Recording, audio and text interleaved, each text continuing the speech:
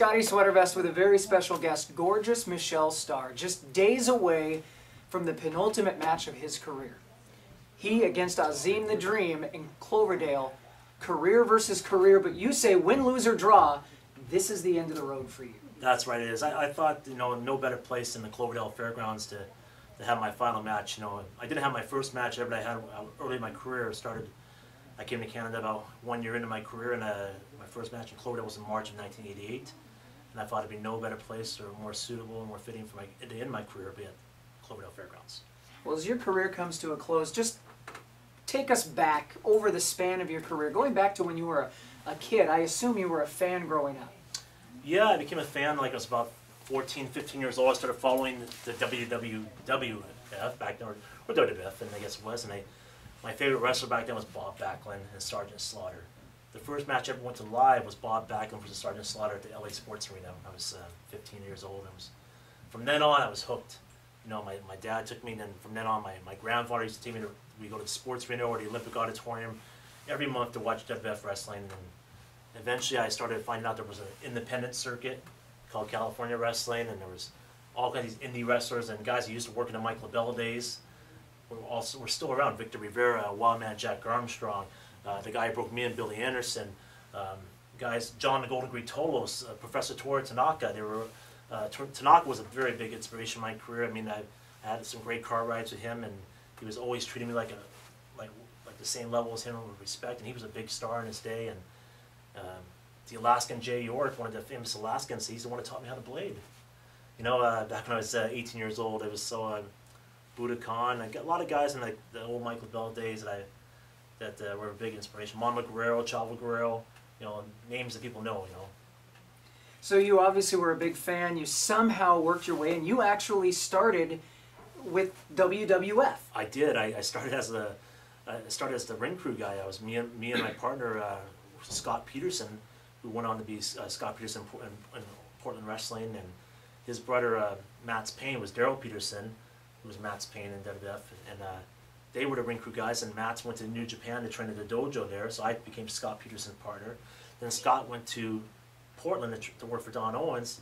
So then Billy Anderson came back, who was a local wrestler, and became my partner in the ring. We did the ring up and down the coast in California and in Arizona. Sometimes we went to Nevada. Every month we went to LA. San Diego was monthly. Fresno was like every 2 months. Bakersfield was every 3 months. You know, so I was working pretty steady for them just on the West Coast, and you know, kept the ring at my house. I had the big blue steel cage you saw at WrestleMania. You kept it in my in my dad's business in Lawndale there at the side of the business in the shop there. I was in my possession for a while. You know, so it's quite interesting. So how did the transition go from being on the ring crew to becoming and training to be an actual wrestler? Well, you know, I just, yeah, as you get going, you're around the wrestling, you're a big fan, and you're trying to learn the inner workings of it, and you realize that, hey, maybe this is something I could do. You know, I was a pretty big kid at that time, and I was already in with the WWF. Like the agents loved me, Jay Strongbow and Rene Goulet and Tony Gurria. Back then, they were all very nice to me and always have been. And I thought, well, maybe I will get trained. So Billy was a wrestler. He's been a wrestler since the late 70s, the early 80s, and he had a wrestling school in East LA, and actually Whittier, California, which is all Hispanic. So I would drive there 3 days a week in my little '73 Ford Maverick I had, and I drove over these rough areas of town, and I parked my car there, and I quickly get out of my car and quickly go in this automotive garage. It used to be it was auto garage, but one bay had a wrestling ring in it. And the Lucha guys trained there a couple days a week. The guy who ran it was named Gil, and he wrestled as Falcon de Oro in Mexico and in LA and stuff. And he would let Billy use it a couple days a week and train us. And me and Ricky Ataki were the only ones that trained together that made it out of that group. A lot of the other guys had 1 or 2 matches and quit. Right after, and that's where we had Rad Radford, late Louis Spicoli, and the class before me had Ultimate Warrior, Sting, Strangled Steve DeSalvo was the year before me. So Angel Death, and him and Red Bastien trained that group. So I was kind of in between the superstars, and then me and Ricky Ataki, and then Rad Radford, Louis Spicoli, rest his soul. But yeah, so it's very interesting going there in all Hispanic area trying to learn wrestling.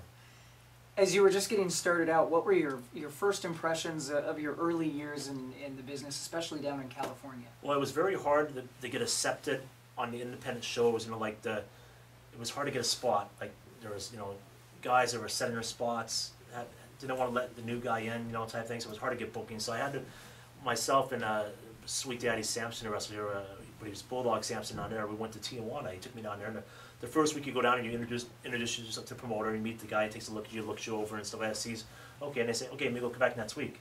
So from then on, I did that to 27 Sundays in a row in the auditorium of Tijuana, right? So I was learning lucha style on the fly.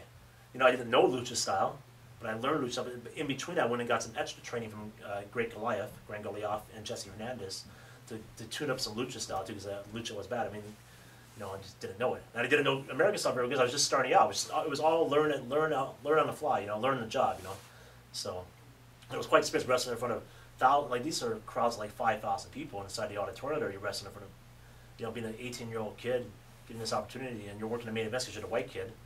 You know, and yeah, it's quite. Now, it's not just Mexico. I mean, over the course of your 27-year career, you have literally wrestled all over the world. Yeah.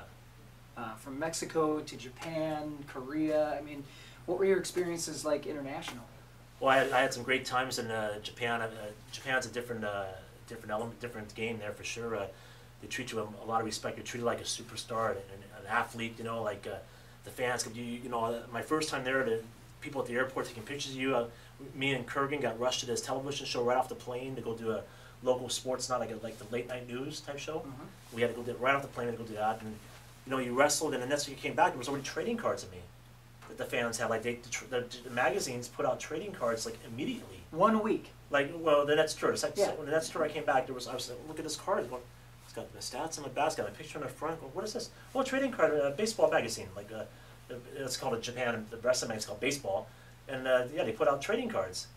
Like it was amazing, like how fast things happen. You just, you know, it's such a special place to go. And I had the opportunity to go to 10 times, and also South Korea. South Korea was a little different. Japan, it was more of a American style wrestling. You know, evil American against Korean superstar, and you know, type thing. But they treat you like king there. I mean, in Korea, like every night at the show, they fed you. You drank as much as you want. It's a lot of guys here have had the opportunity to go. Kenny Lush, for example, Ben Nelson, they had an opportunity to go there, and they know how good it is there. And I got to go there 5 times, and I'm grateful for Ralphie Rodriguez and Letterface Rick Patterson who got me there. Those guys opened the door for me to get to Japan and get to South Korea. Despite being all over the world, very early in your career, you settled in British Columbia. Right. How did you come from California, the sun and the beaches, to British Columbia? Well, you know, I came here in '88 to wrestle, and in the summer I went back home and wrestled in Mexico again, and I came back in the fall of '88 and for Al, and I just stayed, and you know, I met my wife and had my kids here, and I just made this my home. I love British Columbia. I actually tried to move back in '96 back home to California. Even though my family was there, it didn't really work out. It wasn't home anymore. Like from being up here with all the people who knew me and accepted me and knew me as Michelle Starr, and that back there was totally different. It wasn't how I remembered it. So I decided to make my home here permanently. Where did the Gorgeous Michelle Starr persona come from? Well, in Mexico I was El Exotico Mike Starr, like the exotic Mike Starr, and I had the star on my face, and I had the bleach blonde hair, and I had the colorful tights, and I had a fancy robe. But when I came here to Canada, I wrestled as the Inferno. The same red outfit you saw Adam Forrest from wrestling as the Torch was my outfit first, and I wrestled it on TV as the Inferno. So one time, they were looking for a new heel to push, and Dan Denton, Dr. Danny Denton, suggested to Ali, he saw a tape that I had at home from Mexico. He says, I saw Starr doing the gay gimmick, you know, the homoerotic gimmick, you know, and he said, you should give it a try. And Al says, oh, it sounds like a pretty good idea, but you know what? We got TV that goes all the way across the country to Quebec and stuff like that, you know. Let's piss off the Quebec people and let's call you Michelle. Call you Michelle Starr, right? So they would get, people would write in letters, you know, you got that guy Michelle Starr on your TV and he portrays that character insulting us and stuff like that. Because every week Ed Carl would bring the bag of letters in the mail that came in, right? You know, to us to see, because people actually did write in back those days. So it was just a little dig at the French people, French Canadians. When you did come into British Columbia, it was well past the glory days, some would say, of All-Star Wrestling. Yeah. Was that a tough transition? I mean, how was it like in those last days of the Tomko era? Well, you know, it was good because we got to work 6 days a week. We got to travel 5 days a week on the road, and then work in Cloverdale on a Saturday night. So it's when we, you know, working in front of a crowd in different cities and towns is how you learn how to work and get better, and you practice your stuff and see what works and doesn't work. And you know, some nights we had great houses on the road. I remember one night in Casco we had like 700 people. You know, when we went up north we did really well, but there's some nights we had 30 people, 50 people, and we were wondering, oh, are we gonna get paid tonight? But you know, Al always paid. He always paid our guarantee and stuff, and paid our trans, and you know, he was good about that. I mean, he only took 6 guys on the road, but you know, Cloverdale was a bigger card. You know, like every night on the road, you had to do a single match, and then you do that 6-man tag at the end, so you'd be working twice a night. And you know, unless you were working Rick Davis or the Frog, you would work once a night sometimes. I had a lot of those, but it was a long match though. You'd have to do 30 minutes. So I learned a lot doing 30 minutes of wrestling at night, like how to work a crowd, how to read the crowd. And I've never said I was the best wrestler. But I think I have a good gimmick, and now I try to work my gimmick to the best of my ability. I want you above me. I search myself.